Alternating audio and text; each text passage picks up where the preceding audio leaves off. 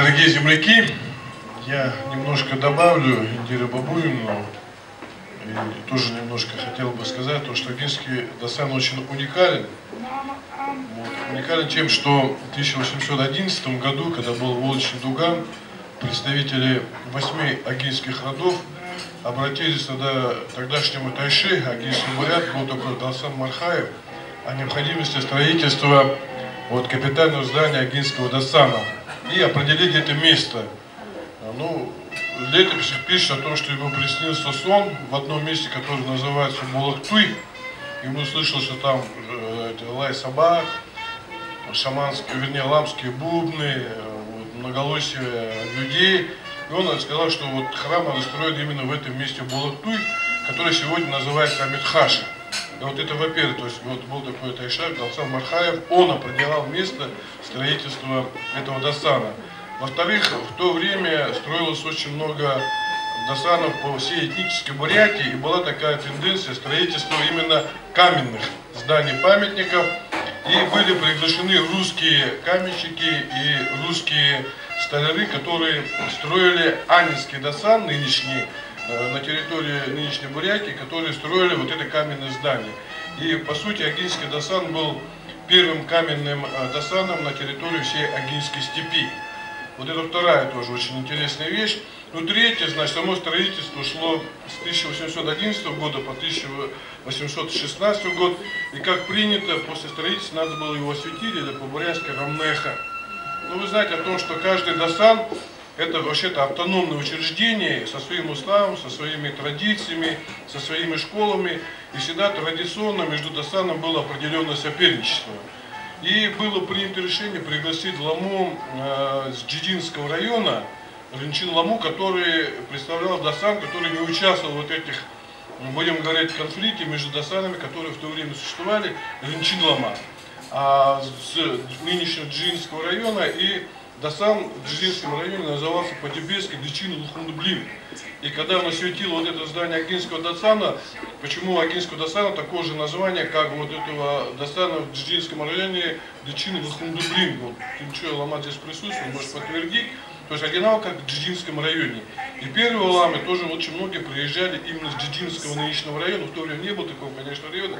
Джиды, которые несли службу именно в Огинском дасане. И еще один тоже интересный факт.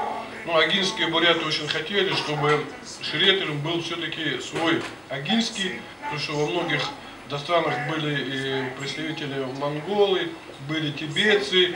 И они нашли одного из ламу, который тоже служил в одном из дасанов Бурятии, которого называли Рыгдын лама. Они его пригласили, он был одного из самых многочисленных огинских родов Харена, который стал первым настоятелем этого нашего Огинского дасана. А сам Сахчин Дуган, который, к сожалению, сгорел, он был построен в 1886 году, тоже на пожертвование всех 8 родов огинских бурятов. По преданию говорят, что там действительно были собраны огромные средства.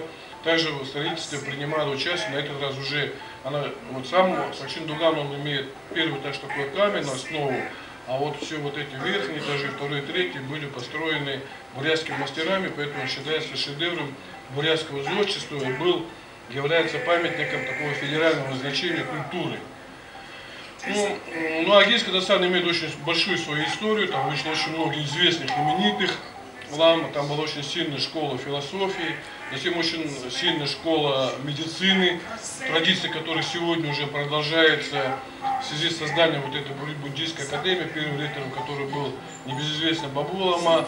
Там были образованы целый факультет, который готовит сегодня медицинских работников, которые изучают не только основы традиционной медицины, но и тибетской медицины, традиционной и европейской. Носит сейчас это факультет именно Бабу ламы.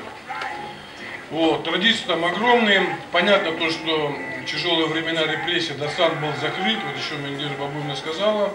Но в 1946 году было принято решение, наверное, абсолютно правильное, и правительство Советского Союза о восстановлении дасана. И в Огинской степи, так же как и в Волгинской, появились первые дасаны, которые начали функционировать на территории всей нашей этнической Бурятии. К сожалению, 27 мая произошел сильный пожар. был создан попечительский совет. Сегодня на счету уже собрано порядка 13,5 миллионов рублей. Вот многие сидящие в этом зале тоже внесли свой личный вклад в это дело. Сейчас практически завершается работа по подготовке проектно-сметной документации. И восстановление Дастана будет идти двумя этапами. Буквально мы недавно так решили, что первый этап будет общестроительные работы. И понятно, что где-то там разговор идет на общестроительные работы, нам понадобится где-то около 30 миллионов рублей. На общую, чтобы завершить ту большую работу, понадобится достаточно крупная сумма. Речь идет от 200 до 300 миллионов рублей. Уже когда будет подготовлена проектно-сметная документация, там уже будет, конечно, ясно, суммы там достаточно большие. Но я думаю о том, что мы в свое время с середины 90-х, практически 2002 года Дастан восстанавливали, Согчун-Дуган восстанавливали, главное провести общестроительные работы, а потом постепенно, в соответствии с традициями именно бурятского архитектуры, зодчества, с применением уникальных красок, Дастан уже будет восстановлен. Но мы ставим задачу такую, что общестроительные работы завершили, и очень желательно, чтобы очень важный обряд в жизни любых буддийских храмов Дугджуба прошел уже в Согчун-Дугане. Я еще скажу, что если кто видел эту фотографию, рядом есть огромный такой ступа, называется Юмдин Чайтон. Он тоже был построен в свое время рядом с Согчун-Дуганом. Почему? Потому что, опять же, между Дастаном всегда шла конкуренция. И эта ступа называется Юмдин Чайтон, в доскональном переводе ступа примирения. Она была построена огромных таких размеров. По-моему, в этнической Бурятии нет такой большой ступы. Она тоже немного пострадала от пожара, но было принято решение, что из всех средств, которые были сделаны пожертвы, он полностью сейчас уже восстановлен. Своей былой такой красе, очень красив. Буквально я на прошлой неделе подходил, смотрел именно те пожертвования, которые люди дали на восстановление Согчун-Дугана. Поэтому вот такая немножко история. И ряд мероприятий сегодня проходит. Буквально 3 октября в городе Чите пройдет очень большой благотворительный концерт, в котором примут участие наши артисты, и ведущие артисты из Бурятии. Феоздович Кобзон примет участие в одном из лучших залов города Читы, это в Доме офицеров. Кто был, может, что-то помните, что это один из лучших наших залов. Там будет большой этот благотворительный концерт, средства которых пойдут на это очень большое священное дело. Поэтому я тоже присоединяюсь сейчас к Владимиру Демидовичу, к Индире Бабуевне. Хочу выразить вам огромную благодарность, что, во-первых, мы тут решаем одну такую общую, две задачи. Это, во-первых, встреча действительно старых друзей, в хорошем смысле этого слова.